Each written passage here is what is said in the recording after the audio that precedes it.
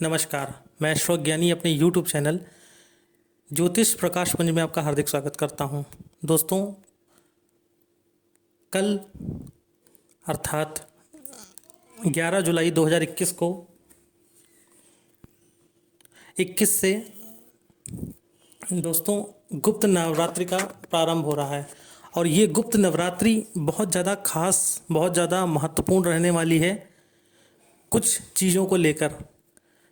तो इस वीडियो के माध्यम से हम प्रकाश डालेंगे कि वो सब क्या चीज़ें हैं और गुप्त नवरात्रि क्यों इतनी खास होने वाली है। दोस्तों, 27 नक्षत्रों में 8वां स्थान जिस नक्षत्र का है वो है पुष्य नक्षत्र और शनि देव को अति प्रिय पुष्य नक्षत्र है। हमारे जीवन में कार्यों में अवरोधक चीज़ों को डिले कराने का कार्य शनिदेव का होता है। कर्म के अनुसार फल देने का कार्य भी न्याय के देवता शनिदेव को दिया गया है।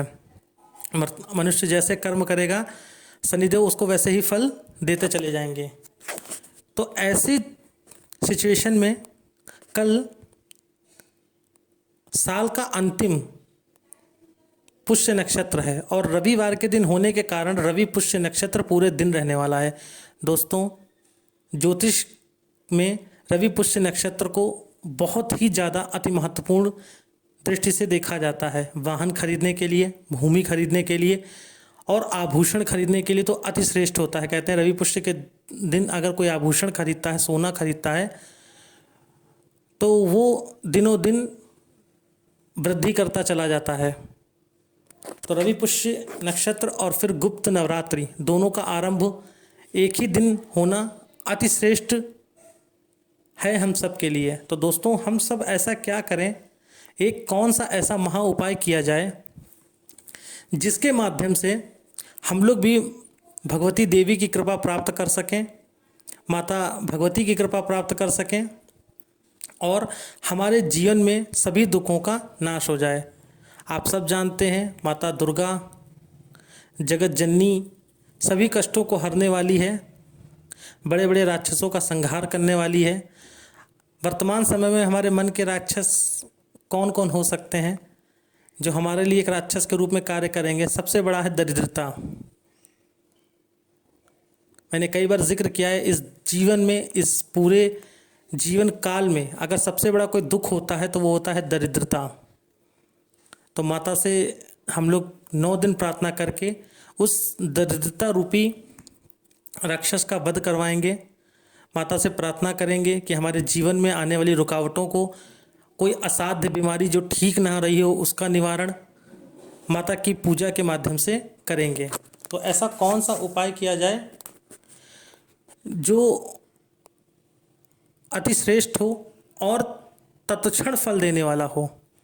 तो आज मैं आप लोग को लक्ष्मी प्राप्ति हेतु 9 दिन के लिए एक उपाय देने जा रहा हूँ। वीडियो को पूरा देखिएगा, स्किप मत करिएगा ताकि कोई भी पॉइंट आपसे मिस ना हो। चीज़ों को पूरा समझिएगा ताकि कोई भी दिक्कत, कोई भी मन में संशय ना रहे और आपका ये प्रयोग पूरा हो। तो चलिए दोस्तों, शुरुआत करते हैं। अगर दोस्तों आपको माता भगवती, माँ लक्ष्मी की कृपा प्राप्त करनी है तो सबसे बड़ा उपाय आपको क्या करना है? कल रवि पुष्य नक्षत्र और गुप्त नवरात्रि के प्रथम दिन आप सुबह उठकर स्नान ध्यान करिए। अगर आप 9 दिन का व्रत करना चाहते हैं तो 9 दिन का व्रत करिए। अगर नहीं करना चाहते हैं तो कोई बात नहीं, अपने स्थान स्नान ध्यान करिए। सुबह पूजा के समय आप ध्यान से सुनिएगा, दाहिनी तरफ तिल के तेल का, माफ़ करिए, माता के दाहिनी तरफ घी का दिया और बाईं तरफ तिल के तेल का दिया आपको लगाना है। 2 दिए आपको माता के सम्मुख जलाना है, दाहिनी तरफ घी का और बाईं तरफ तिल के तेल का दिया लगाना है और हाथ में जल अक्षत लेकर संकल्प करना है कि आने वाले 9 दिन तक मैं 3, 5, 7 या 11 की संख्या में श्री सूक्त या लक्ष्मी चालीसा या कनकधारा स्तोत्र, इन में से किसी का भी मैं जो मैंने संख्याएं बताई हैं 3, 5, 7 और 11, इस संख्या में मैं 9 दिन तक पाठ करूँगा और आपको नित्य ही ये कार्य करना है। दिया दोनों तरफ जिस विधि से मैंने बताया उस विधि से लगाना है। माता को लाल गुलाब अर्पित करना है और उसके बाद आपको श्री सूक्त का, कनकधारा स्तोत्र का या लक्ष्मी चालीसा का पाठ करना है। दोस्तों, यह गुप्त नवरात्रि बहुत ही ज़्यादा श्रेष्ठ होती है, बहुत ही तत्क्षण फल देने वाली है। अगर आपने ये 9 पाठ करे, 9 दिन तक करे और उसके बाद एक एक पाठ नित्य करते रहे, तो मैं दावे के साथ कह सकता हूं कि आपकी आर्थिक स्थिति में सुधार अवश्य होगा। अब इस आकलन को हम कैसे करेंगे कि आर्थिक स्थिति में सुधार क्या है, कैसे है? इस साल आप उपाय करेंगे, इस साल की आर्थिक स्थिति और अगले साल की आर्थिक स्थिति में आकलन कर लीजिएगा, फर्क नज़र आएगा। नीचे कमेंट करके जरूर बताइएगा, बहुत ही ज़्यादा लाभप्रद है। अगर मान लीजिए आप 11 पाठ नित्य श्री सूक्त के करते हैं तो दोस्तों मुझे कोई संशय नहीं है कहने में कि आपके पास कभी लक्ष्मी की कमी रहेगी। 100% माता लक्ष्मी की कृपा आप पे बरसेगी। आपका भाव सच्चा होना चाहिए, आपका पूरा डिवोशन पूजा को लेकर होना चाहिए। सुबह या शाम कभी भी कर सकते हैं, सुबह की बेला में भी आप ये पाठ कर सकते हैं 11 पाठ, और शाम को भी कर सकते हैं।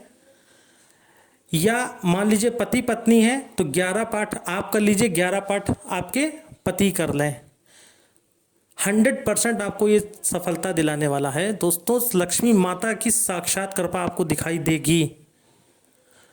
एक काम आपको और करना है, जब आप श्री सूक्त का पाठ करेंगे तो माता को अखंडित, जो खंडित ना हो, वो चावल माता को अर्पित करने हैं, रोज अर्पित करने हैं थोड़ी थोड़ी मात्रा में। और जब आपके ये 9 दिन बाद श्री सूक्त के पाठ संपन्न हो जाएंगे, तब आपको उस चावलों को गुलाबी कपड़े में लपेट के उस पर गुलाब का इत्र लगाकर अपनी तिजोरी में रख लेना है। अब बात, कुछ लोग प्रश्न करेंगे कि गुरुजी मैं तो मंदिर की सफाई करता हूँ, तो उन चावलों को आप किसी पात्र में भी रख के माता को अर्पित कर सकते हैं। मंदिर की सफाई कर लीजिए, वो चावल आप फिर से उन माता के सामने रख दीजिए। आपको 2 दाने या जितनी आपकी श्रद्धा हो, थोड़ी सी, 1 चुटकी, 1 मुट्ठी चावल आपको माता को अर्पित करने हैं। और 9 दिन का जब पाठ आपका पूर्ण हो जाएगा, आपका संकल्प पूर्ण हो जाएगा, उसके उपरांत आप वो चावल किसी गुलाबी रंग की पोटली में बांध के गुलाब का इत्र लगा के अपने पास रख लेंगे। चलते हैं दूसरे महा उपाय की तरफ। दोस्तों, यदि आपको शत्रुओं ने घेर लिया है, मुकदमे में विजय नहीं मिल रही है, आप बहुत ही ज़्यादा डिप्रेशन में चले गए हैं और आपको जीवन के सारे रास्ते बंद नज़र आ रहे हैं, तो कल गुप्त नवरात्रि के दिन आप सुबह संकल्प लेकर, हाथ में जल लेकर, अपना नाम लेकर, अपने पिता, अपने गोत्र का और स्थान देवता का नाम लेकर या स्थान देवता को साक्षी मानकर संकल्प लेकर आप माता से प्रार्थना करेंगे, माता से अनुरोध करेंगे कि माँ, मैं इस पूरी गुप्त नवरात्रि में नित्य 7 पाठ सिद्ध कुंजिका के करना चाहता हूँ। और माता से अनुमति प्राप्त करने के उपरांत आप नित्य 7 पाठ सिद्ध कुंजिका के करें। दोस्तों, अगर आपने 7 पाठ नित्य सिद्ध कुंजिका के करे 9 दिन तक, तो उसके बाद एक एक पाठ अगर आप नित्य करते हो, तो दोस्तों मैं दावे के साथ कह सकता हूँ इस दुनिया में कोई आपको पराजित करने वाला नहीं रहेगा। आपको जब भी माता भगवती की जरूरत पड़ेगी, माँ भगवती, माँ जगदम्बा कहीं ना कहीं से अपनी कृपा आप पे अवश्य बरसाएगी। दोस्तों, आपको लगता होगा, अभी आप लोग सोच रहे होंगे कि ये कैसे पॉसिबल है, बट आपको भी पता है कि माँ दुर्गा से बड़ा कोई नहीं है। भगवानों में सबसे बड़े भोलेनाथ हैं, और माँ दुर्गा ने भी जब भोलेनाथ को अपने दर्शन दिए थे तो भोलेनाथ भी शांत होकर बैठ गए थे राजा दक्ष के यज्ञ में जाने के लिए। तो ये चीज़ याद रखिएगा, वो जगत जननी है, माता का स्वरूप है और अपने बच्चों पर कृपा अवश्य करेगी। तो ये 2 उपाय हैं, सिद्ध कुंजिका का भी और लक्ष्मी चालीसा श्री सूक्त वाला जो मैंने पहले दिया है। दोनों उपाय में से कोई एक उपाय चुन लीजिए, दोनों उपाय एक साथ मत करिएगा, अन्यथा ऊर्जा बहुत ज़्यादा हो जाएगी, तकलीफ में आ सकते हैं। तो आपकी सुविधा के अनुसार, आपकी ज़रूरत के अनुसार जो उपाय आपको अच्छा लगे कर लीजिए। प्लीज़ वीडियो अच्छा लगे तो किसी ज़रूरतमंद को ज़रूर शेयर करिएगा, अपने रिलेटिव्स को ज़रूर शेयर करिएगा। आप भी पुण्य के भागीदार बनेंगे अगर किसी का भला होता है। दोस्तों, प्रेम यूं ही बना रहे, साथ यूं ही बना रहे।